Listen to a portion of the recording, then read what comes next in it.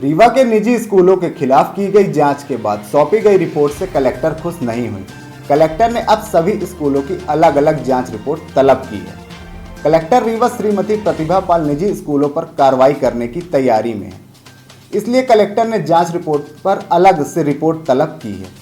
शहर की कई मुख्य स्कूलें कलेक्टर के रडार पर हैं।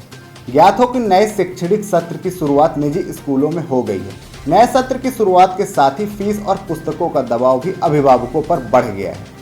लगातार पहुंच रही शिकायतों को देखते हुए कलेक्टर ने 3 टीमें बनाकर 30 स्कूलों की जांच कराई थी। जांच के बाद 3 दिनों में जांच रिपोर्ट कलेक्टर ने तलब की थी।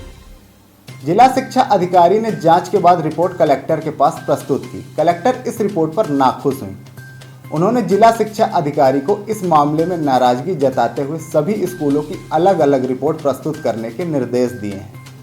इस पर अब स्कूल शिक्षा विभाग अलग अलग रिपोर्ट तैयार करने में जुट गया है। इस रिपोर्ट में कई स्कूल कार्रवाई के दायरे में फंस रही हैं।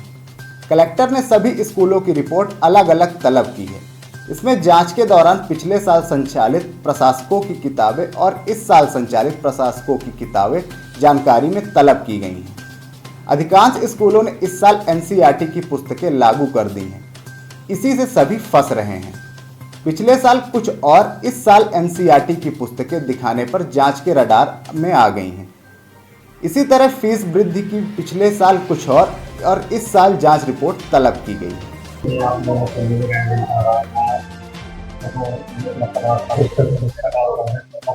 इसके बाद आपने जांच के आदेश दिए तो जांच क्या मामला करता है, क्या 3 से 4 स्कूलों की जांच प्रतिदिन प्रस्तुत हुई थी, लेकिन जांच की जो प्रक्रिया थी वो सही नहीं है, इसलिए दोबारा से उन प्रकरणों में जांच करने के लिए दिया गया है और उन प्रकरणों में जांच की जो रिपोर्ट है वो कल या परसों तक आ जाएगी, तो इसमें हम लोग आगामी कार्रवाई करेंगे।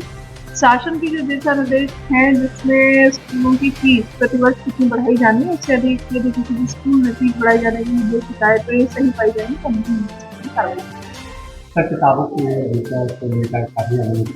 के विक्रय को लेकर के जो निर्देश है वो ये है कि प्रत्येक स्कूल को किसी भी अभिभावक को किसी पर्टिकुलर दुकान से कोई भी सामग्री लेने की बात नहीं कर सकते हैं।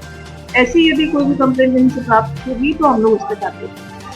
हम देखा जा रहा है कि एडमिशन के नाम पे कुछ अलग अलग नाम दिए जा रहे हैं, जबकि एडमिशन फीस दिया ही जा रहा है 10,000 रुपये की। जो फी स्ट्रक्चर है, फीस स्ट्रक्चर 10% प्रतिवर्ष बढ़ाने के जो निर्देश है उससे अधिक किसी भी स्वरूप से फीस बढ़ाई जाएगी तो फीस वृद्धि की ही सीमा में आएगी। तो ऐसे 3-4 केस हम लोग के पास जांच में है, तो ऐसे केस हम